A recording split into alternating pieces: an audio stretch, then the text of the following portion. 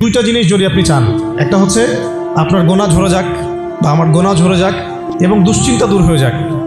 এই দুনিয়াতে মানুষের যত পেরেশানি, মানে যত কষ্ট, দুঃখ, দুর্দশা, এর অন্যতম প্রধান কারণ হচ্ছে টেনশন।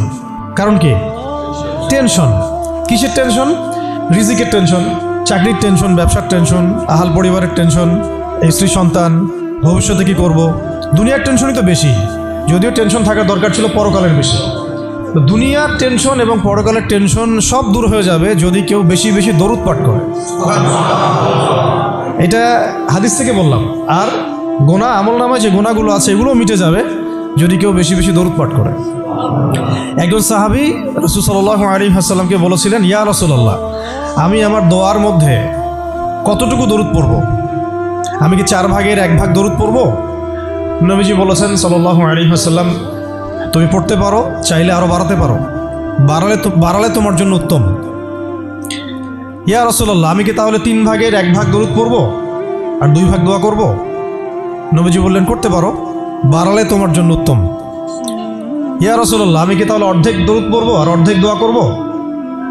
নবীজি বলছেন, বাড়ালে উত্তম, চাইলে করতে পারো। ইয়া রাসূলুল্লাহ, আমি কি তাহলে সারা আমার পুরো দোয়াটাই শুধু দরুদই পড়ব আপনার উপরে?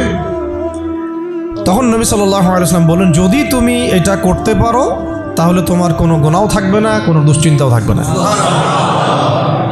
তো যদি দেখেন যে দরুদ পড়তে পড়তে পড়তে দোয়ার সময় চলে গেছে, এতে আবার মানে মন খুঁতখুত করার কিছু নাই, বরং আপনি সবচেয়ে বেশি লাভবান হয়েছে। আরেকটা আমল আছে যে আমলটা করতে থাকলে দোয়াগুলো এর মধ্যে চলে আসে এবং আপনি দোয়া করে যেটা হাসিল করবেন ওই আমল দিয়ে তার চেয়ে বেশি হাসিল করে ফেলবেন ইনশাআল্লাহ। সেটা হচ্ছে কোরআন তেলাওয়াত করা। কোরআন তেলাওয়াত করা, এই কয়েকটা আমল কালকে খুব খাস করে খেয়াল রাখতে হবে ইনশাআল্লাহ। জুমার রাতের তো ফজিলত আমরা জানি, বললাম প্রথমে। রাত যেহেতু হয়ে গেছে, আজকে কিয়ামুল লাইল না করে কেউ ঘুমাবো না ইনশাআল্লাহ। তো আজকে আমি জাস্ট একটা সূরা নিয়ে কথা বলতে যাচ্ছি আপনাদের সাথে, শুধু একটা ছোট্ট সূরা। ইনশাআল্লাহ অন্য কোনো দিন আরও বিষয়ভিত্তিক আলোচনা হবে। এই সূরাটা হচ্ছে সূরা কাফিরুন। কোন সূরা? সূরা কাফ। সবাই জানি না সূরাটা?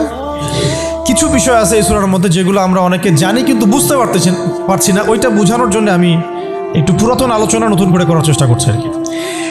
তার আগে একটা ফজিলত বলি যে সূরা কাফিরুন যে ব্যক্তি রাতের বেলা তেলাওয়াত করবে, ঘুমানোর আগে তেলাওয়াত করবে আর কি, আল্লাহ রাব্বুল আলামিন তাকে শিরকের পাপ থেকে হেফাজত করবেন। মনে রাখবেন যে জাহান্নামে যাবে সবচেয়ে বেশি মানুষ শিরকের পাপের কারণে। কোন পাপের কারণে?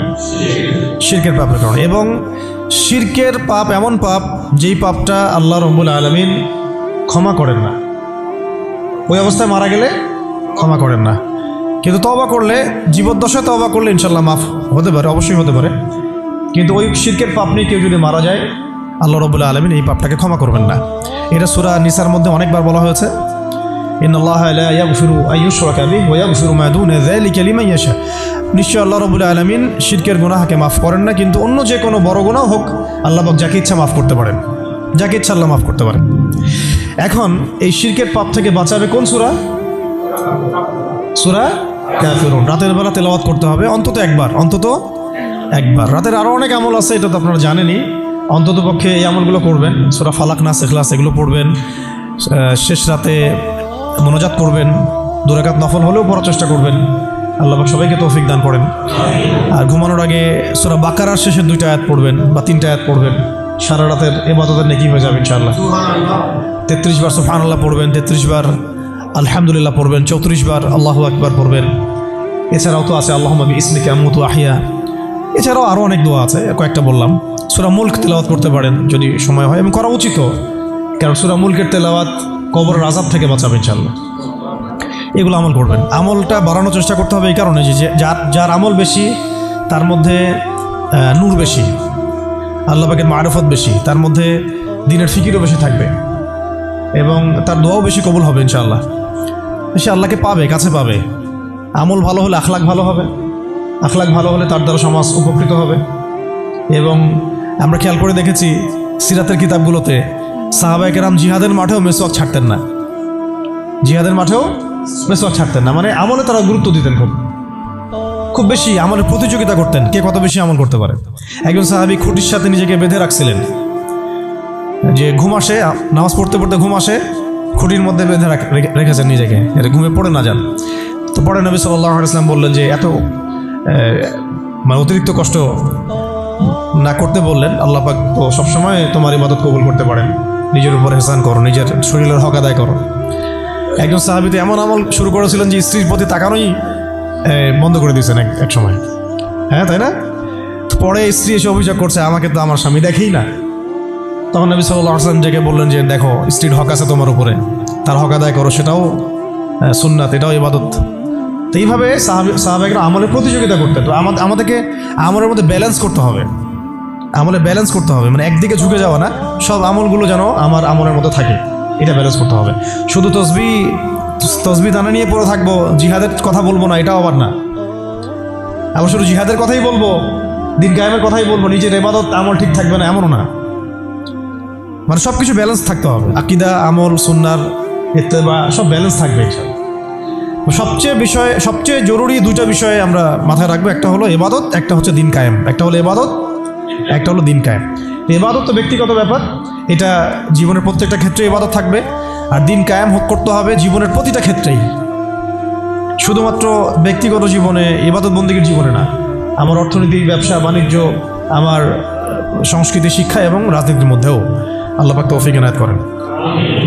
তো এখন যেটা বলতে চাচ্ছিলাম যে একদিন আপনারা তো সিরাত মোটামুটি পড়েছেন, সিরাত মানে রাসূল সাল্লাল্লাহু আলাইহি ওয়াসাল্লামের জীবনী তো মোটামুটি পড়েছেন আমি আশা করি। যদি না পড়ে থাকেন অবশ্যই পড়বেন, ঠিক আছে? প্রথমে শুরু করবেন তো কোরআন তেলাওয়াত থেকে। কোরআন তেলাওয়াত শিখতে শিখতে সিরাতটা পড়ে ফেলবেন। সিরাতটা আগে পড়া থাকলে আপনি কোরআন হাদিসের অর্থ যখন পড়তে শুরু করবেন তখন বুঝতে পারবেন যে কোন আয়াত কোন প্রেক্ষাপটে, কোন হাদিস কোন প্রেক্ষাপটে নাজিল হয়েছে। আপনার মাথায় পুরো 23 বছরের একটা ফ্রেম থাকবে, এটা খুব জরুরি। তাহলে আপনি বুঝতে পারবেন যে কিভাবে দিন প্রতিষ্ঠা করতে হবে, যেন কীভাবে নবী সাল্লাল্লাহু আলাইহি ওয়াসাল্লাম করেছেন, তার উপর দিয়ে কী অতিবাহিত হয়েছে, সাহাবীদের উপর দিয়ে কী অতিবাহিত হয়েছে, এটা আমাদের মাথায় থাকবে। এবং কোন প্রেক্ষাপটে তারা কীভাবে রিয়্যাক্ট করেছেন ওইটা আমাদের মাথায় থাকবে। সিরাতটা আমি পড়ার জন্য খুব বেশি জোর দিই। আরেকটা বিষয় বলতে চাই যে এই সিরাতের প্রথম যে 13 বছর, প্রথম 13 বছর এটা ছিল মাক্কি জীবন। কোন জীবন? মানে মক্কায় নবী সাল্লাল্লাহু আলাইহি ওয়াসাল্লাম দাওয়াত দিচ্ছেন। তো মক্কার পরিবেশটা কেমন? মক্কার পরিবেশটা হচ্ছে আবু জেহেলদের শাসন চলতেছে। কাদের শাসন? আবু জেহেলের শাসন চলছে, আবু লাহাবের শাসন চলছে, উতবা সাহেবা এদের কর্তৃত্ব চলছে। আবার একই সাথে নবী সাল্লাল্লাহু আলাইহি ওয়াসাল্লাম তিনিও একটা সম্ভ্রান্ত বংশ থেকে আসছেন, সম্ভ্রান্ত গোত্র থেকে, বনু হাশিম থেকে। তো তার গোত্রের মর্যাদা অনেক বেশি, ঠিক আছে? আর এদিকে বনু মাখজুম, বনু এই তাইম, বনু তাই, বনু আদি, আরও অনেক গোত্র আছে। তো তারাও কিন্তু মোটামুটি প্রভাবশালী। তো রাজনৈতিক যে ক্ষমতাটা, মক্কার রাজনৈতিক যে ক্ষমতাটা, এটা আছে ওই সময় Abu Jahl, Abu Lahab, Utba সাহেব এদের হাতে। এবং ওদের একটা পার্লামেন্ট ছিল, ওর নাম ছিল দারুন নাদওয়া। কী নাম ছিল? দারুন নাদওয়া। তারা আল্লাহকে বিশ্বাস করতো, একটু ভালো করে বোঝার চেষ্টা করেন।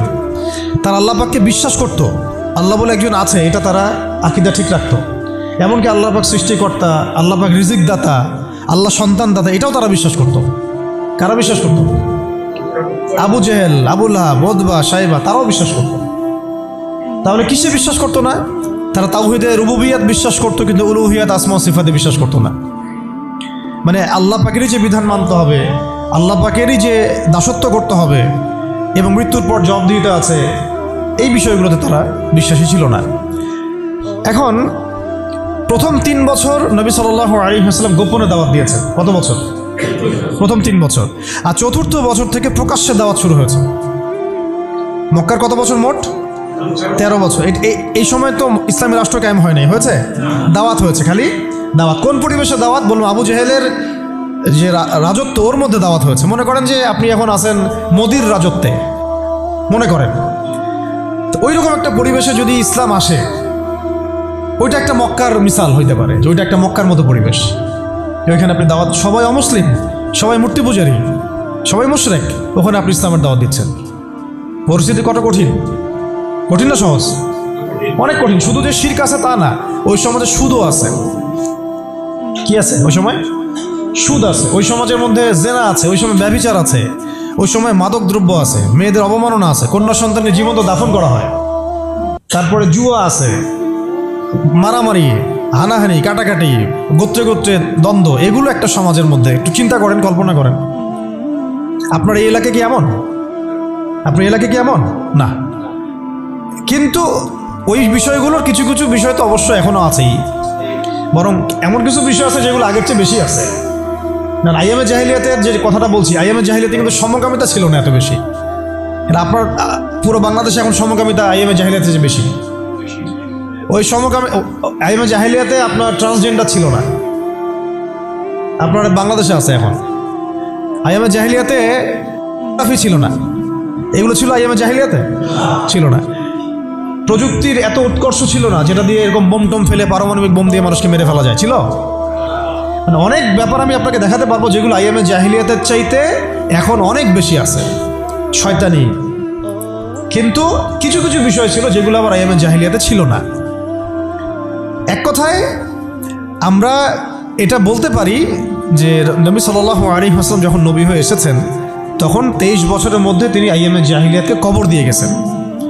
কিন্তু যখন থেকে আবার খোলাফায়ে রাশেদা শাসন চলে গেছে, ইসলামী খেলাফতগুলো আস্তে আস্তে আস্তে আস্তে অ্যাবলিশ হয়ে গেছে, তখন আবার নতুন করে জাহিলিয়াতগুলো এই সমাজে, শুধু সমাজে না, সমাজে, রাষ্ট্রে, বিশ্বের বুকে একেবারে একদম ঢুকে গেছে না, মানে একদম শেকড় গেড়ে ফেলছে। এখন সময় হচ্ছে ওই আবার নতুন শেকড় গাড়া জাহালাতগুলোকে উপড়ে ফেলার, এটা সময় এখন। এই জন্য পরিস্থিতিটা বুঝতে হবে যে নবী সাল্লাল্লাহু আলাইহি ওয়াসাল্লাম কোন জায়গায় দাওয়াতের কাজ করছিলেন। চোখ বন্ধ করে চিন্তা করেন যে একটা সমাজের মধ্যে খালি মূর্তি, সবাই মূর্তি পূজা করে, সবাই সুদ খায়, ধরেন সবাই বেশিরভাগই দেখা যায় জেনা করে, মেয়েদের তেমন কোনো বৈবাহিক অধিকার নাই, সম্পত্তির অধিকার নাই, বাচ্চাকে কবর দিয়ে দিচ্ছে জীবন্ত, মদ খাচ্ছে মানুষ, জুয়া খেলতেছে, মারামারি করছে, ইত্যাদি ইত্যাদি ইত্যাদি। এরকম একটা অবস্থায় রাসূলুল্লাহ সাল্লাল্লাহু আলাইহি ওয়াসাল্লাম ইসলামের দাওয়াত দেওয়া শুরু করলেন। দাওয়াত দিতে দিতে প্রথম 3 বছর তিনি গোপনে দাওয়াত দিয়েছেন, গোপনে গোপনে গোপনে দাওয়াত দিয়েছেন। ওই সময় কিন্তু তৈরি হয়েছে আবু বকর রাদিয়াল্লাহু আনহু, ওসমান রাদিয়াল্লাহু আনহু, আলী ইবনে আবি তালেব, যায়েদ ইবনে হারসা, এই সাহাবায়ে কেরাম তৈরি হয়েছেন ওই সময়। আব্দুল্লাহ বিন মাসউদ, বিলাল ইবনে রাবাহ, এই সাহাবায়ে কেরাম তৈরি হয়েছেন কিন্তু ওই প্রথম 3 বছরে, 3-4 বছরে। এরপর যখন প্রকাশ্যে দাওয়াত দেওয়া শুরু করলেন, যখন ওমর এবং হামজা রাদিয়াল্লাহু আনহু তাদের মতো সাহাবীরা ইসলাম কবুল করলেন, প্রকাশ্যে দাওয়াত শুরু হলো, তখন হকার বাতিলের দ্বন্দ্ব শুরু হলো। মানে সত্য নিয়ে আপনি যখন মাঠে নামবেন তখনই মিথ্যার সাথে দ্বন্দ্ব শুরু। এটার নিয়ম, চিরায়ত নিয়ম। ব্যাস Abu Jahl, Abu Lahab, Utba, সাহেব তো খেপে গেল। এখন এমন কোনো পথ পদ্ধতি নাই যেটা তারা অ্যাপ্লাই করে নাই। প্রথমে আঘাত করলো এভাবে, আরে ওর কথা শোনার দরকার নাই, সে তো মাজনুন, ব্যক্তিগত আক্রমণ। খেয়াল করে দেখবেন, এখনও আপনি বাংলাদেশে দাওয়াতের কাজ শুরু করেন, সবার আগে আপনি শয়তানদের পক্ষ থেকে, মানে মানুষ এবং জিন শয়তান উভয়, দুটার কথাই বলতেছি, শয়তানদের পক্ষ থেকে সবার আগে বাধা পাবেন, আপনার ব্যক্তি নিয়ে সবার আগে আক্রমণ করা হবে। আগে ব্যক্তিগত জীবনে আক্রমণ করা হবে, আগে আপনাকে রাষ্ট্রীয় নির্যাতনের শিকার করা হবে না, ওটা পরে আসবে, শেষে আসবে। আগে ব্যক্তি থেকে, তারপর পরিবার থেকে, সমাজ থেকে, ধর্মনেতা থেকে, তারপর রাষ্ট্র থেকে, এইভাবে বাধা আসে আর কি। তো রাসূল সাল্লাল্লাহু আলাইহি ওয়াসাল্লামকে প্রথমে বলা হচ্ছিল যে মজনুন, নাউজুবিল্লাহ মিন যালিক, সাহের, জাদুঘর, নাউজুবিল্লাহ, ফারিকুল জামাত বিভক্ত করতেছে, নাউজুবিল্লাহ।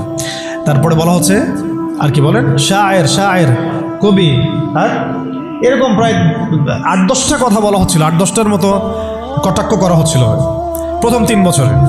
কিন্তু তেমন কোনো শারীরিক নির্যাতন করা হচ্ছিল না প্রথমে, আগে এভাবে ব্যক্তিকেন্দ্রিক আক্রমণ করা হচ্ছে। এরপর আল্লাহ পাক জবাব দিচ্ছেন, কোরআন নাজিল হচ্ছে, প্রত্যেকটার অ্যান্সার আসতেছে কোরআনে, তাই না? দাওয়াতের গতি বাড়তেছে, আলহামদুলিল্লাহ। মানুষ তো একবার ইসলামে আসলে আর ফিরে যাচ্ছে না, জান্নাতের খবর পেয়ে গেছে মানুষ। কোথায় ছিলাম, অন্ধকার থেকে আলোতে চলে আসছে। আর যারা এই নূরের স্বাদ একবার পেয়েছে তারা কি আর ফিরে যাবে?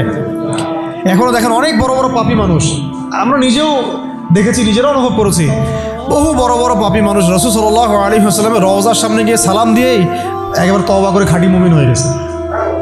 বহু মানুষ আছে এমন, অনুভূতি কাজ করে ওখানে গেলে। একটা অনেক পাপী মানুষ ছিল, কাবাঘর ধরে যেই টাচ করছে কাবাঘরে, চোখ দিয়ে দরদর করে পানি পড়া শুরু হয়েছে, সে তার লাইফকে সংশোধন করে নিয়েছে।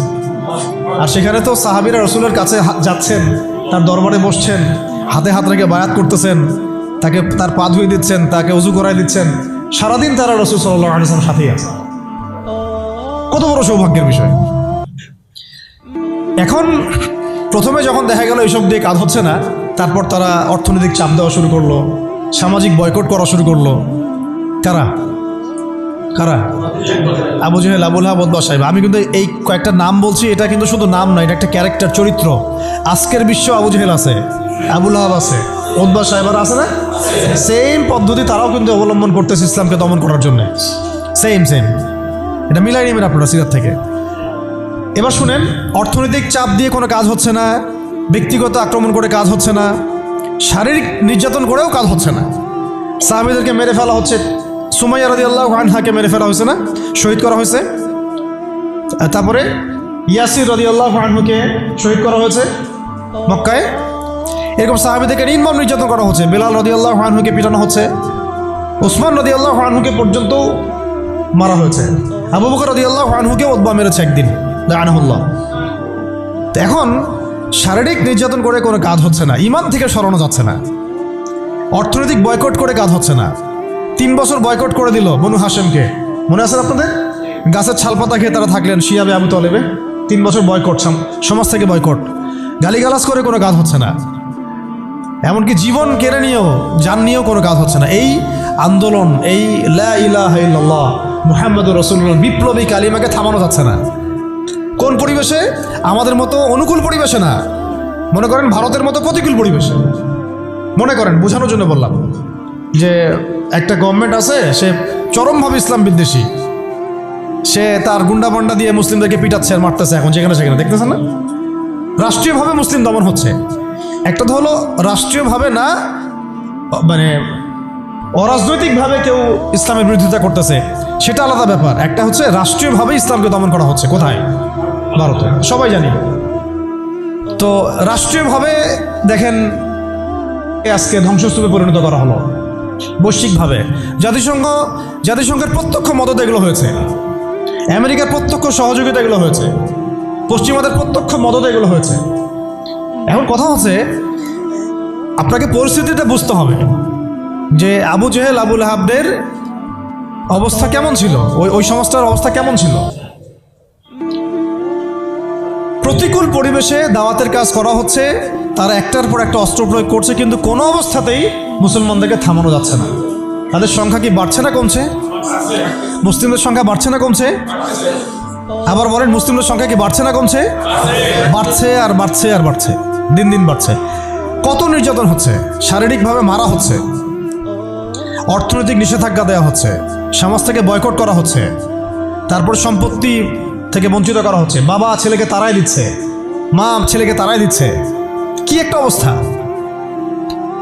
অবস্থা কি ভাবতে পারছেন কেমন জটিল অবস্থা? এত কিছু করেও যখন কোনো কাজ হলো না, তখন Abu Jahl, Abu Lahab, Utba, শাইবারা একটা নতুন ফর্মুলা নিয়ে আসলো। এখন তারা নতুন একটা ফর্মুলা নিয়ে আসছে। এই ফর্মুলাটার নাম হচ্ছে আপোষকামিতা বা সন্ধি করা। এটার নাম কি? আপনারা খেয়াল করে দেখবেন, আমি একটু বলে নেই 1 মিনিট। ওই আইয়ামে জাহিলিয়াতে যে জাহালাতগুলো আপনি দেখছেন, শিরকের জাহালাত, সুদের জাহালাত, রিবা, তারপরে মাদক, তারপরে জেনা, ব্যভিচার, গোত্রীয় হানাহানি, সব আপনি এখনকার বিশ্বে দেখতে পারবেন। এবং ওই দারুন নাদওয়া যেটা ছিল কাফেরদের পার্লামেন্ট, এইটার মতো করে কাজ করতেছে এখন সারা বিশ্বে জাতিসংঘ। ইউরিদুনা, তারা কি চায়? আল্লাহ পাক বলেছেন ইউরিদুনা লিইউতফিউ নূর আল্লাহ। তারা চায় আল্লাহ পাকের নূর, মানে আল্লাহর যে আলো, মানে ইসলাম, এই দ্বীন ইসলাম, এটাকে মুখের ফুৎকারে নিভাই ফেলতে চায় তারা। কিন্তু আল্লাহ পাক বলেছেন আল্লাহু ইউতিম্মু নূরাহু, কিন্তু আল্লাহ পাক তার নূরকে প্রজ্বলিত করবেন। ওয়ালাউ কারিহাল কাফিরুন ওয়া ফি আয়াতিন উখরা ওয়ালাউ কারিহাল মুশরিকুন।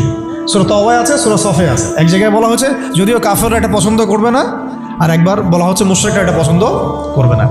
ওদের এজেন্ডা এটা স্পষ্ট। এই same agenda Abu Jahl, Abu Lahab, Utba, শাইবারও ছিল, কিন্তু তারাও কিন্তু পারে নাই। পারছে? এত কিছু করেও তারা পারে নাই। আপনি খেয়াল করে দেখবেন, যখন এই পরাশক্তিরা মুসলমানদের সাথে কোনো কোনো জায়গায় পেরে ওঠে না, তখন তারা কিন্তু সন্ধির কথা বলে, সাম্যের কথা বলতে আসে, মানবতার কথা বলতে আসে, তাই না? ঐক্যের কথা বলতে আসে, মৈত্রীর কথা বলতে আসে। যখন দেখে যে মুসলমানদের হাতে খুব মাইর খাচ্ছে, যখন মাইর খায় পারে না, তখন বলে যে যুদ্ধবিরতি চাই।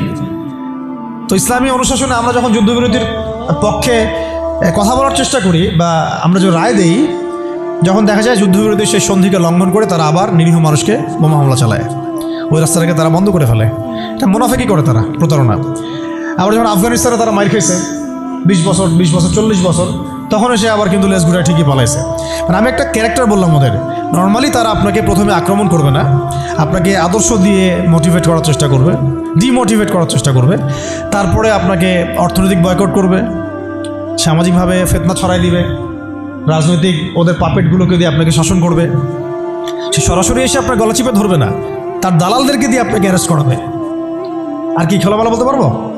সরাসরি সে এসে আপনাকে হত্যা করবে না, বরং তার দালালদেরকে দিয়ে আপনাকে নির্যাতন করাবে। এটা হয়ে আসছে ইতিহাসে, এখনও হচ্ছে এগুলাই। কিন্তু যখন দেখা যাবে মুসলিমরা খুবই শক্ত অবস্থায় আছে ইমানের দিক থেকে, কোনো অবস্থায় টলানো যাচ্ছে না, ঠিক যেমন সাহাবীদের মতো, তখন তারা নতুন একটা ফর্মুলা নিয়ে আসবে। কি ফর্মুলা? এই যে এই ফর্মুলাটা, সন্ধি, ঐক্য, মৈত্রী, মানবতা, এইসব শব্দ কিছু নিয়ে আসবে। নিয়ে এসে বলবে, ঠিক আবু জেহেল যেভাবে বলছিল যে হে মুহাম্মদ, তুমি তো আমাদের সন্তান, আমাদের তো ভাতিজা, তাই না? চাচা ভাতিজা সম্পর্ক আমাদের, তো তোমাদের সাথে আমাদের এত দ্বন্দ্বের তো দরকার নাই। একটা কাজ করো, আসো তোমরা একটা বছর আমাদের লাত, উজ্জা, হবল, মানাতের ইবাদত করো, আমরা 1 বছর তোমার আল্লাহর ইবাদত করব। কেমন মনে হচ্ছে প্রস্তাবটা? বলেন, কার প্রস্তাব? আবু জাহেল, আবু লাহাব, উতবা, সাইবাদের প্রস্তাব। এটার সাথে আজকে বিশ্ব মিলাই নিয়েন, ওটা আপনারা মিলাবেন। আমি ধরাই দিচ্ছি, মিলাবেন কারা নিজেই বুঝতে পারবেন আপনি যে কথা কোন দিকে যাচ্ছে এখনকার প্রেক্ষাপটে আর কি। 1 বছর তোমরা আমাদের লাত, উজ্জা, হবল, মানাতের ইবাদত করো, আর 1 বছর আমরা তোমার আল্লাহর ইবাদত করব। এখন সরাসরি এইভাবে আপনাকে বলবে না যে তোমরা ইসলাম ছেড়ে দাও, তোমরা সবাই ইসলাম ছেড়ে কাফের হয়ে যাও, হিন্দু হয়ে যাও, খ্রিস্টান হয়ে যাও, ইহুদি হয়ে যাও। এরা একটা বলবে না আপনাকে, এই শয়তানরা। বরং এরা আপনাকে কি বলবে জানেন? তোমরা মুসলমানই থাকো, ঈসাই মুসলিম হয়ে যাও। কি বলবে? মুসলমান থাকো, কি হয়ে যাও? ঈসাই মুসলিম হয়ে যাও, এটাও তো মুসলিম। তোমরা মুসলমান থাকো, ওই কাদিয়ানি মুসলিম হয়ে যাও। কি মুসলিম হয়ে যাও? ওটা ওই যে খাচ্ছেন আপনারা, এটাই এই তো জাহালাত, সব কাদিয়ানি তো। এগুলো এগুলো এগুলো এগুলো এগুলো না খাওয়া সওয়াবের কাজ। এটা না খাওয়া, না কেনা, এদের সাথে ব্যবসা বাণিজ্য না করা আপনার সওয়াবের কাজ, করাটা গুনাহের কাজ। এই ফতোয়াটা কি আমাদের ওস্তাদরা দিতে পারবেন না? এটা আমি কি ভুল ফতোয়া দিয়েছি? একটা হচ্ছে সাতেম, যে আল্লাহ রসুলকে গালি দেয়, আর একটা হচ্ছে সে নিজেকে নবী দাবি করে। কে বড় পাপী? দুটা তো পাপী, অবশ্যই দুটাই তো পাপী, দুইটাই মুরতাদ, দুটাই হত্যাযোগ্য অপরাধ করছে।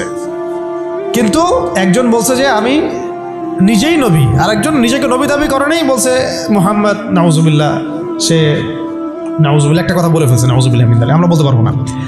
এখন কথা হচ্ছে দুজনেই কিন্তু সাতেম, দুজনেই কিন্তু মুরতাদ, উভয়কেই হত্যা করতে হবে। ইসলামী ফিকহে এটাই আছে। কিন্তু এর মধ্যে বড় পাপীটাকে,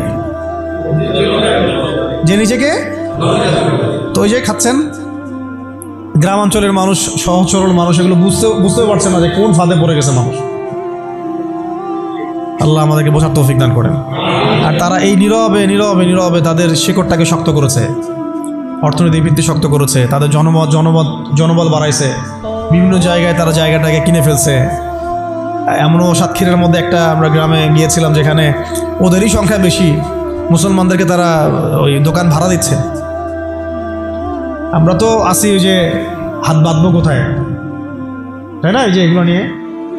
আর এদিকে যে কি অবস্থা ভিতরে, যে মানে আমাদের কি অবস্থা, এটা এটা এটা বোঝার জন্য সূরা কাহাফ তেলাওয়াত করেন, তাহলে বুঝতে পারবেন ইনশাআল্লাহ। তা আমি বলছিলাম যে ওটা অন্য প্রসঙ্গ, এটা নিয়ে আপনারা খতমে নবুয়ত একটা বিভাগই আছে, মার্কাজুদ দাওয়ায় খতমে নবুয়ত বিভাগ আছে একটা। ওই খতমে নবুয়তের অনেক কিতাব, অনেক আর্টিকেলস সব ছাপানো হয়ে গেছে। এগুলো আপনারা পড়লেই বুঝতে পারবেন কত বড় ধোঁকাবাজি, কত বড় প্রতারণা। এটা নিয়ে ইনশাআল্লাহ আরেকদিন কথা বলবো ইনশাআল্লাহ, ঠিক আছে?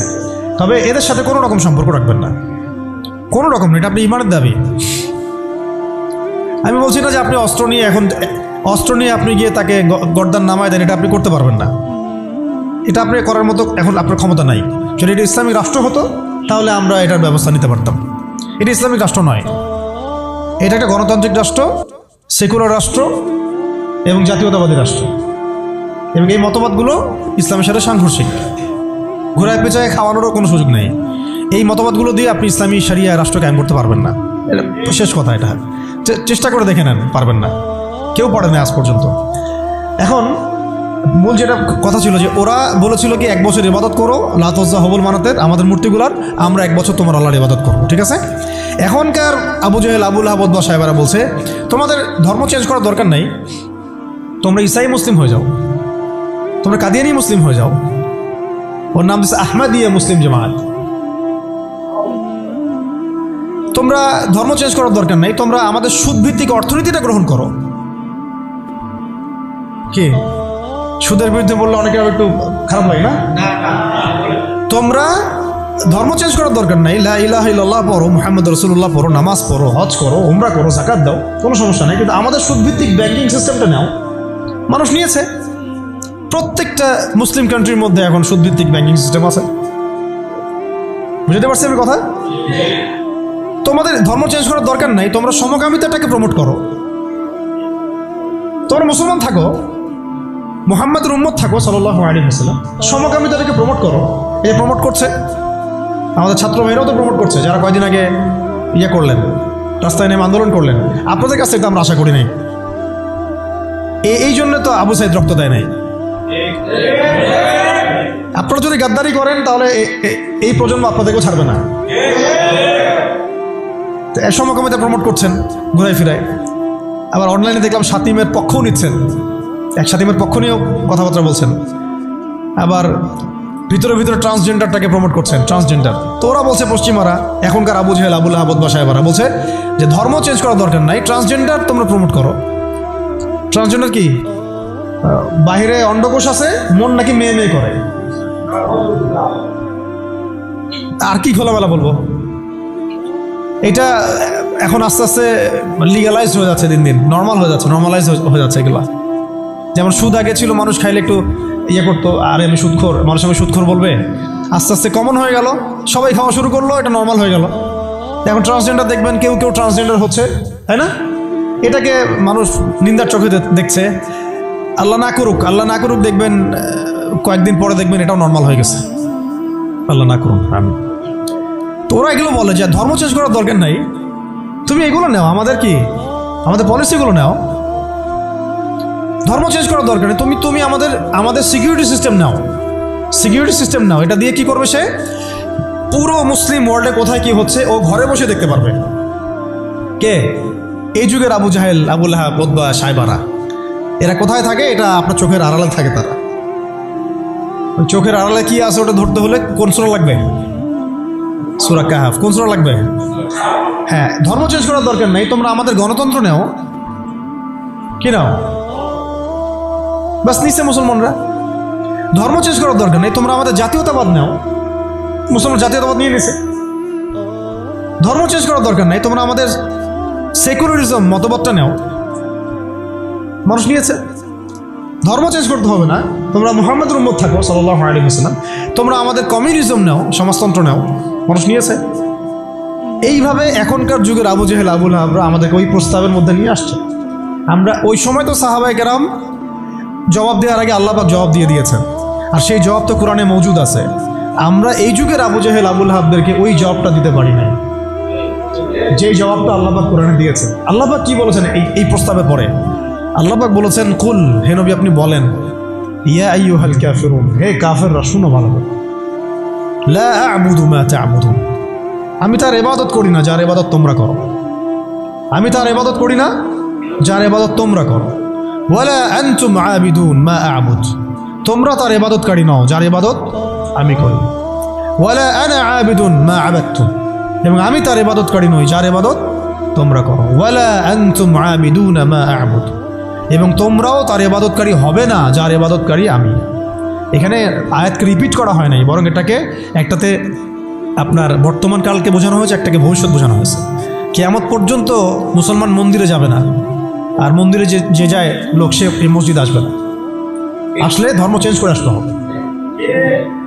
লাকুম দীনুকুম ওয়ালিয়া দীন, তোমাদের দিন তোমাদের জন্যে, আমার দিন আমার জন্য। তো এই জবাবটা আমরা এখনকার বিশ্বকে দিতে পারি না। ভালো করে খেয়াল করে দেখছেন? এইভাবে সূরাগুলোকে মিলাতে হবে।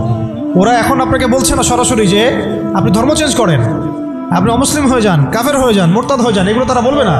তারা বরং বলবে আপনাকে আমাদের সুদটা নাও, আমাদের সংস্কৃতি নাও, আমাদের শিক্ষা ব্যবস্থা নাও, আমাদের রাজনৈতিক সিস্টেমগুলো নাও, আমাদের গণতন্ত্র নাও, আমাদের ধর্মনিরপেক্ষতাবাদ নাও, আমাদের কমিউনিজম নাও, আমাদের জাতীয়তাবাদ নাও, আমাদের ট্রান্সজেন্ডার নাও, আর কি বলবেন, আমাদের সিকিউরিটি সিস্টেম নাও, আমাদের প্রযুক্তি নাও, আমাদের মিডিয়া নাও, এগুলো নাও। ধর্ম চেঞ্জ করার দরকার নাই, কাদিয়ানি হও, ইসাই মুসলিম হও, কিন্তু লা ইলাহা ইল্লাল্লাহ ওটাও পড়ো।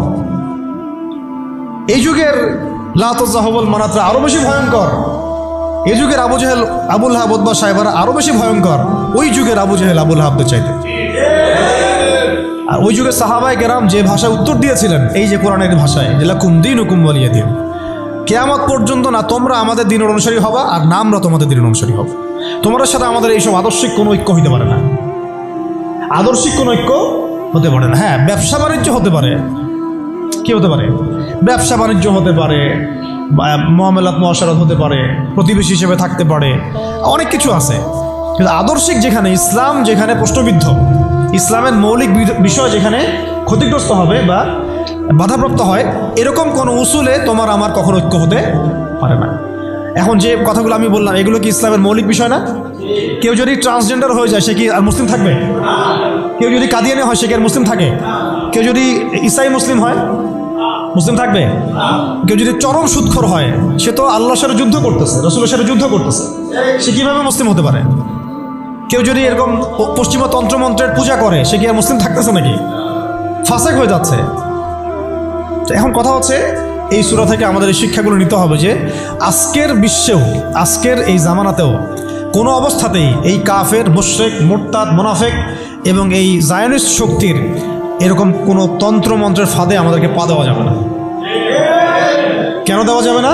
কারণ আল্লাহ রাব্বুল আলামিন আমাদেরকে পরিপূর্ণ শরিয়া দিয়েছেন, পরিপূর্ণ কোরআন দিয়েছেন, সুন্নাহ দিয়েছেন, প্রত্যেকটা বিষয়ের পুঙ্খানুপুঙ্খ সমাধান দিয়েছেন।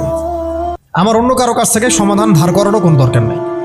আমাদের ব্যক্তিগত জীবনের হেদায়েত কোরআন সুন্নাহে মওজুদ আছে, পারিবারিক হেদায়েত আছে, সামাজিক আছে, শিক্ষা ব্যবস্থার আছে, সংস্কৃতির আছে, রাষ্ট্রীয় এবং রাজনৈতিক হেদায়েতও আছে। আমাকে তোমার কাছ থেকে তন্ত্রমন্ত্র ধার করতে হবে না। এই বিষয়টা আমাদের খুব ভালো করে বুঝতে হবে। কোন ক্ষেত্রে কি হেদায়েত আছে, এইটার জন্য আমাদেরকে পড়াশোনা করতে হবে, দেখতে হবে, জানতে হবে, খুঁজতে হবে, ওলামায়ে কেরামের সাথে মশওয়ারা করতে হবে। আর কোনো জায়গায় যদি দেখেন যে কোনো আলেমও এগুলোতে প্রভাবিত হয়ে গেছে, তাহলে আপনি হকপন্থী আলেম খুঁজে বের করবেন। এইভাবে আমাদেরকে সামনের পথটা চলতে হবে। এই সূরার পর একটা সূরা আছে, কি নাম? সূরা নাসর। কোন সূরা? তাই না? সূরা নাসর না? এই শেষ করে দেই, এইটুক অনেক দেরি হয়ে গেছে। এখন যখন কোন প্রেক্ষাপটে সূরা কাফিরুন নাজিল হয়েছিল আপনাকে তো বলছি একবার, ওই রকম প্রেক্ষাপটে এই সূরা নাজিল হয়েছে। আর এখন তো আমরা আছি ইসলাম বান্ধব পরিবেশের মধ্যে। তাহলে আমরা কেন এই যুগের আবুল লাহাব, আবু জেহেল, উতবা, সাইবাদের এই তন্ত্রমন্ত্রগুলোর অনুসারী হব, ওদের ধোকায় পা দিব? যেখানে ওর ইসলামকে আক্রমণ করবে, আমরা কেন সেখানে সায় দিব? অথচ মক্কার মতো অবস্থায় সাহাবায়ে কেরাম এইভাবে জবাব দিয়েছেন সূরা কাফিরুনের জবাবে। আর এখন তো আমার সামনে নামাজের পরিবেশ আছে, যাকাতের পরিবেশ আছে, আমরা মুসলিম সংখ্যাগরিষ্ঠ, আমরা সবাই লা ইলাহা ইল্লাল্লাহ বুঝি, আলহামদুলিল্লাহ আমরা নামাজ পড়ছি, তিলাওয়াত করছি, অনুকূল পরিবেশ আছে। এখন কেন আমাকে এই যুগের আবু জেহেল, আবুল লাহাবদের দাসত্ব করতে হবে বলেন? কোনো যুক্তি আছে? যুক্তি তো নাই, কোনো কারণও নাই।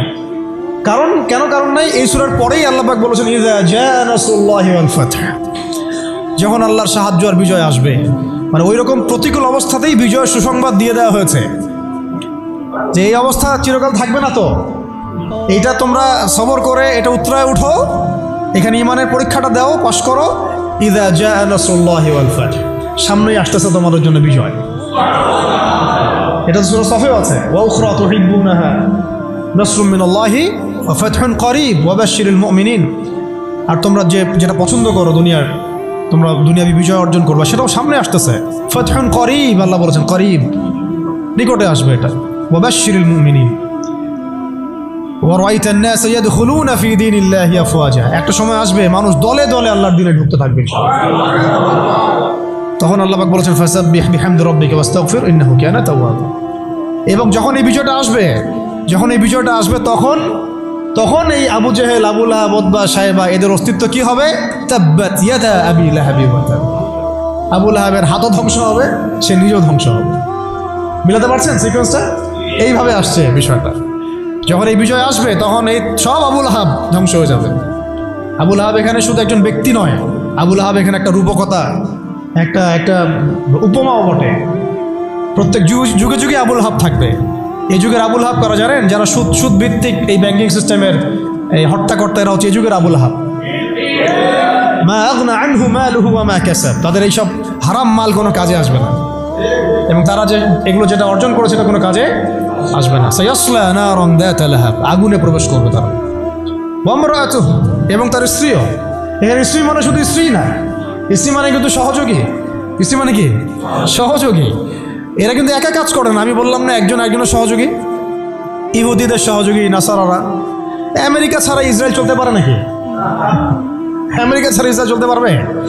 আমরা তো এতই সুশীল মার্কা প্রতিবাদ করি অনেকে, যে ইসরায়েলের বিরুদ্ধে কথা বলি, এদিকে আবার আমেরিকাকে খুশি রাখি। এ আবার কোন মুনাফিক? এটা আবার কোন মুনাফিক রে ভাই? বাচ্চাকে কেন মারে জানেন? এটা শুনে রাখেন। বাচ্চাকে হত্যা করছিল ফেরাউন, হ্যাঁ, কার আগমন ঠেকানোর জন্যে? হ্যাঁ, মাশাআল্লাহ, মুসা আলাইহিস সালামের আগমন ঠেকানোর জন্য। কারণ তাকে বলা হয়েছিল একটা ছেলে আসতেছে, তোমার সিংহাসন নড়াই দিবে একদম। তখন ওই ইযযাবহুনা আবনাকুম ওয়া ইয়াসতাহিয়ুনা নিসাআকুম শুরু করলো। আবার ঈসা আলাইহিস সালামের আগমন ঠেকানোর জন্য তৎকালীন সময়কার বাচ্চা করেছিল, বাচ্চাদেরকে হত্যা করেছিল। এখনকার এই দাজ্জালের অনুসারী এই জায়নিস্টরা কেন গাজার বাচ্চাদেরকে হত্যা করতেছে জানেন? হ্যাঁ, এক্স্যাক্টলি, তারা আগমন ঠেকাইতে চায়। আল্লাহ পাক ওইখানেই ঢুকাই দিবেন ইনশাআল্লাহ। এটা বললাম, ওই সূরা কাফিরুনের হালতের উপরে অটল থাকেন। ইযা জাআ নাসরুল্লাহি ওয়াল ফাত, এটা আসতে যাচ্ছে। যখন আসবে তখন এই যে তাব্বাত ইয়াদা আবি লাহাবি ওয়া তাব, যত আবুল আহাব আছে সব ধ্বংস হয়ে যাবে ইনশাআল্লাহ। এমনও আসছে যে চেইন দিয়ে, শিকল দিয়ে বেঁধে ওদেরকে জেরুজালেমে নিয়ে যাওয়া হবে ইনশাআল্লাহ। মুসলিম বাহিনী এইভাবে বিজয় হবে ইনশাআল্লাহ। সামনে আসবে এটা। আর ওই যে ওমরাতু, এটা কিন্তু খেয়াল রাখবেন, এটা তো স্ত্রী আছেই ওখানে, তো ওই ক্ষেত্রে এটা ঠিক আছে। আবার এটা অর্থ যে এখানে সহযোগী বোঝানো হচ্ছে। সহযোগী দেখবেন জালেমদের সহযোগী থাকে, ইহুদিদের সহযোগী এখানে নাসারারা। ইয়া আইয়ুহাল্লাযীনা আমানু লা তাত্তাখিযুল ইয়াহুদা ওয়ান নাসারা আউলিয়া, ইহুদি খ্রিস্টানদেরকে বন্ধুরূপে গ্রহণ করো না। বা'দুহুম আউলিয়া বা'দ, এরা একে অপরের বন্ধু, এরা একে অপরের বন্ধু। লা তাত্তাখিযুল ইয়াহুদা ওয়ান নাসারা আউলিয়া, ওদেরকে বন্ধুরূপে গ্রহণ করো না তোমরা। বা'দুহুম আউলিয়া বা'দ, এরা একে অপরের বন্ধু। দেখছেন সহযোগী? ওয়া ইমরাতুহু, তার স্ত্রীও যাবে কোথায়? জাহান্নামে। হাম্মালাতুল হাতাব, হেল্প করতো তাকে। কি করতো? খড়কুটা নিয়ে আসে ডিস্টার্ব করতো না নবী সাল্লাল্লাহু আলাইহি ওয়াসাল্লামকে, ফেলে রাখতো, কষ্ট দিত। ওরাও এখন দেখেন আল্লাহর দিনকে কষ্ট দেয়, রাসূলুল্লাহ সাল্লাল্লাহু আলাইহি ওয়াসাল্লামকে কষ্ট দেয়। তাহলে আমাদেরকে কত রকম শত্রুর সাথে লড়তে হবে।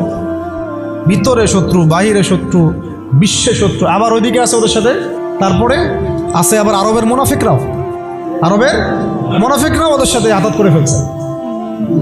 আর মুশরিকরা তো আছেই। আর বললাম এক শ্রেণীর নারী, রাম বাম প্রগতিশীল সুশীল, এরাও ওদের সাথে যোগ দিবে। তাহলে আপনার আমার লড়াইটা কত কঠিন। ওই যে সূরা কাফিরুনের ওই অবস্থায় টিকে থাকাটা কত কঠিন। লাকুম দীনুকুম ওয়ালিয়া দীন, কত কঠিন। ওই সিরাতের রাস্তা পাড়ি দেওয়া লাগবে, ওই সবর করতে হবে, মারও খাওয়া লাগতে পারে, জানও যাবে, হিজরতও করা লাগতে পারে। হিজরত করেছেন নবী সাল্লাল্লাহু আলাইহি ওয়াসাল্লাম। তারপরে ইসলামী রাষ্ট্র আল্লাহ পাক দিবেন ইনশাআল্লাহ।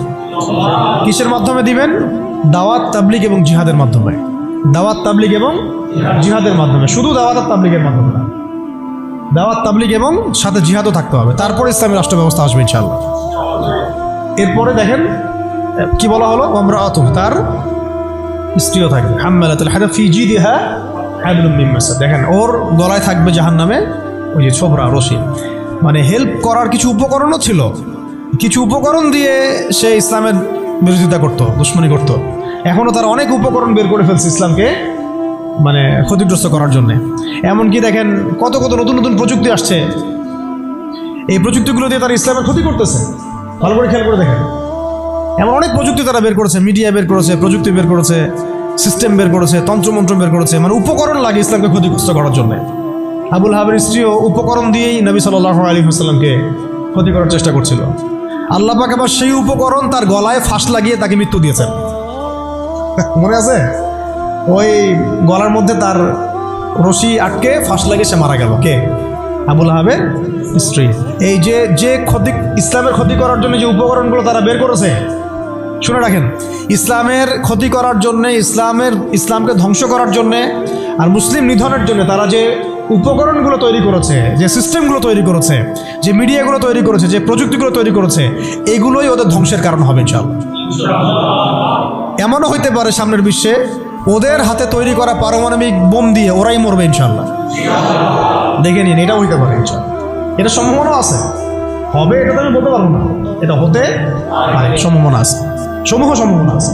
আল্লাহ পাক যেন এদের মধ্যে শত্রুতা লাগায় দেন, একে অপরকে দিয়ে ধ্বংস করায় দেন। আমি যেভাবে ওরা মুসলিমদেরকে ধ্বংস করার পায়তারা করেছে, এর চেয়ে 1000 গুণ বেশি ধ্বংস আল্লাহ পাক তাদেরকে করে নেন। আমরা দোয়া করবো কাদের জন্য? যাদের মনের মধ্যে ইসলামের জন্য সিম্প্যাথি আছে, সফট কর্নার আছে, ইসলামকে মন থেকে ভালোবাসে, এই ভাইদের জন্য আমরা দোয়া করবো। এই জন্য আমরা বাংলাদেশের এই সিস্টেমের মধ্যে ধরেন আর্মি, র্যাব, পুলিশ, বিজিবি, আমাদের পলিটিশিয়ান যারা বুঝে না বুঝে বিভিন্ন মানে জালেমের সহযোগীও হয়ে গেছে, আমরা সবার জন্যই দোয়া করি আল্লাহ পাক যেন তাদের সবার হৃদয়টাকে ঘুরায় দেন। তাদের মধ্যে অনেক মানুষ আছে যারা বুঝে না বুঝে হয়তো দুনিয়াবি কোনো স্বার্থে অন্যায়ের পথে চলে গেছে, বা বুঝে না, ইসলামটা বুঝে না, কিন্তু আবার ইসলামকে ভালোবাসে, আমরা এই ভাইদের জন্য দোয়া করতে পারি। এই জালেমদের জন্য আমরা কি দোয়া করতে পারি? অতএব ফিজিদিহা হাবলুম মিন মাসাদ, এটাও হবে, দেখে নিন। আর শেষ কথা কি, এটা কে করবেন? এই পুরো পরিকল্পনাটা কার? এই পুরো পরিকল্পনা হচ্ছে পরের সূরায় কুল হুয়াল্লাহু আহাদ। এটা এক আল্লাহর পরিকল্পনা। কোন আল্লাহ? আল্লাহুস সামাদ, যিনি কারো মুখাপেক্ষী না, তিনি আমাদেরও মুখাপেক্ষী না। এটা আল্লাহ করাবেন, আল্লাহর বান্দাদেরকে দিয়ে আল্লাহ করাবেন। কোন আল্লাহ? লাম ইয়ালিদ, যিনি কাউকে জন্ম দেন নাই, ওয়া লাম ইউলাদ, তাকেও কেউ জন্ম দেয়নি, ওয়া লাম ইয়াকুল লাহু কুফুয়ান আহাদ, তার মতো সমতুল্য আর কেউ নাই। অতএব তোমরা যতই বাড়াবাড়ি করো, যতই তোমরা ইসলামের বিরুদ্ধাচরণ করো না কেন, ইসলামকে ধ্বংস করার চেষ্টা করো না কেন, সূরা কাফিরুন থেকে মক্কা বিজয় পর্যন্ত হালত আসবে ইনশাআল্লাহ। আর এখন যা চলতেছে এটাও ইনশাআল্লাহ আস্তে আস্তে পরিবর্তন হতে থাকবে, এবং ইনশাআল্লাহ আমরা আবার বাইতুল মুকাদ্দাস জয় করবো ইনশাআল্লাহ। এই বিষয়ে কোনো সন্দেহ নাই যে সামনে ইসলামের বিজয় আসবে এবং মুসলিমদের সেই হারানো সেই গৌরব ঐতিহ্য আবার ফিরে আসবে। কিন্তু এইটা আপনার ঘরে বসে থাকলে রেডিমেড হাতে মান্না সালোয়ার মতো আসবে না। এটা মান্না সালোয়ার আসার যুগ না, এটা আবাবিল পাখি আসারও যুগ না। এখানে পাথর আপনাকেই ছুটতে হবে। আবাবিল পাখি এসে পাথর ছুটবে না, এটা পাথরটাকে ছুটতে হবে, আপনাকেই ছুটতে হবে। ব্যাস, আল্লাহ পাক শর্ত দিয়ে দিয়েছেন, ইন তানসুরুল্লাহ ইয়ানসুরকুম, তোমরা আল্লাহর দিনকে সাহায্য করো, আল্লাহ তোমাদেরকে সাহায্য করবেন। ওয়া ইউসাব্বিত আকদামাকুম, আল্লাহ তোমাদের পা শক্ত করে দিবেন। ওয়া ইন তাতাওয়াল্লাউ ইস্তাবদিল কওমান গায়রাকুম, তোমরা যদি মুখ ফিরে চলে যাও, আল্লাহ পাকের কিচ্ছু যায় আসে না, আল্লাহুস সামাদ, আল্লাহ অন্য কওমকে হেদায়েত দিয়ে তোমাদের স্থলাভিষিক্ত করবেন। সুম্মা লা ইয়াকুনু আমসালাকুম, তারা তোমাদের মতো হবে না। ব্যাস, এই হলো মূল কথা। তাহলে আমরা চাচ্ছি আল্লাহর ইবাদত করতে, তার জমিনে তার দিনকে বিজয় করতে। তো এই বিজয় কি এমনি এমনি আসবে? কাজ করতে হবে তো নাকি? কয়েকটা কাজ আমরা করবো ইনশাল্লাহ, নিয়ত করতে পারি। প্রত্যেকে দিনের ফরজ জ্ঞান অর্জন করবো ইনশাল্লাহ, ঠিক আছে ইনশাল্লাহ। শেষ রাত শুরু হয়ে গেছে, আল্লাহ পাক যেন তৌফিক দান, আমিন। এখন দোয়া কবুল হবে। প্রত্যেকেই দিনের ফরজ জ্ঞান অর্জন করবো ইনশাল্লাহ। আমল বাড়াই দিব ইনশাল্লাহ, হালাল হারাম মেনে চলবো ইনশাল্লাহ। আমাদের পরিবারের পর্দার ব্যাপারে খেয়াল রাখবো, আমাদের শিক্ষার ব্যাপারে খেয়াল রাখবো, এবং জীবনের একটা নির্দিষ্ট ক্ষেত্রে ইবাদত করবো এমন না, পুরো জীবনটাকেই সুন্নাহ ভিত্তিক ঢেলে সাজাবো ইনশাল্লাহ। এর পাশাপাশি প্রত্যেকটা এলাকায় আপনারা ঐক্যবদ্ধ থাকবেন, জামায়াবদ্ধ থাকবেন। এখন তো আর ওই অবস্থা নাই যে একজন আমির আর সবাই মামুর হয়ে আছে, এমন তো অবস্থা নাই। তাই প্রত্যেকটা অঞ্চলেই তাওহীদপন্থী মানুষরা একসাথে থাকবেন ইনশাআল্লাহ। আর ইসলামপন্থী যে ভাইরা আছেন, বিভিন্ন দল সংগঠন করছেন, তাদের সাথে মিলেমিশে থাকবেন। একে অপরের সাথে কোনো কাদা ছোড়াছুড়ি বা কোনো রকমের দ্বন্দ্বে যাবেন না। তাদের দ্বারা ইসলামের উপকার হলো তো আলহামদুলিল্লাহ, কিন্তু যদি দেখা যায় তারাও এইসব তন্ত্রমন্ত্রের ধোকায় পড়ে গোলকধাঁধায় হারায় যান, এতে আল্লাহর কিছু যায় আসবে না। আল্লাহ পাক শরিয়া কায়েম করাই দিবেন ইনশাআল্লাহ। তারাও বুঝতে শিখবে, বুঝতে পারবে যে এইসব পশ্চিমা তন্ত্রমন্ত্র দিয়ে শরিয়া কায়েম হবে না। অন্ততপক্ষে কিছু যদি উপকার হয় তাহলে তাও তো ভালো, ইসলামের জন্য ওইটুকু ভালো। নাই মামার চেয়ে তো কালা মামা ভালো বলি আমরা, কি কথা। শেষ কথা হচ্ছে এইগুলোর সাথে আমাদের ব্যাপক দাওয়াতের কাজ লাগবে, ব্যাপক দাওয়াতের মেহনত লাগবে এবং প্রয়োজনে জিহাদের প্রস্তুতি রাখতে হবে। এই কাজগুলো মানে একত্রিত হলে ইনশাল্লাহ দেখবেন সূরা কাফিরুন থেকে মক্কা বিজয় ইনশাল্লাহ হয়ে যাবে। আচ্ছা, এইগুলা আমি আবেগ থেকে কথা বলেছি এমন না, এটা বাস্তব ছিল, অতীতেও হয়েছে এবং প্রত্যেক শতাব্দীতে ইসলাম বিজয়ী ছিল, এই শতাব্দীতে হবে ইনশাল্লাহ। আল্লাহ পাক যেন সেই কাফেলে আমাদেরকে কবুল করেন। আল্লাহ পাক যেন আমাদের মধ্যে যারা ইখলাস রাখেন, মনের মধ্যে ইখলাস রাখেন, সেই প্রত্যেক ভাইকে আল্লাহ পাক সেই মাকবুল জামায়াতের মধ্যে, মাকবুল কাফেলার মধ্যে কবুল ও মঞ্জুর করে নেন। হয় আমরা এই মিশনে হাঁটতে হাঁটতে আমরা হয় শহীদ হয়ে যাব, না হলে ইনশাল্লাহ আমাদের হাতে আল্লাহ পাক বিজয়ের পতাকা দিয়ে দিবেন। ব্যাস, সবাই একটা দোয়া পড়েন আমার সাথে। সুবহানাকা আল্লাহুম্মা ওয়া বিহামদিকা আশহাদু আল লা ইলাহা ইল্লা আনতা আস্তাগফিরুকা ওয়া আতুবু ইলাইক। আসসালামু আলাইকুম ওয়া রাহমাতুল্লাহ।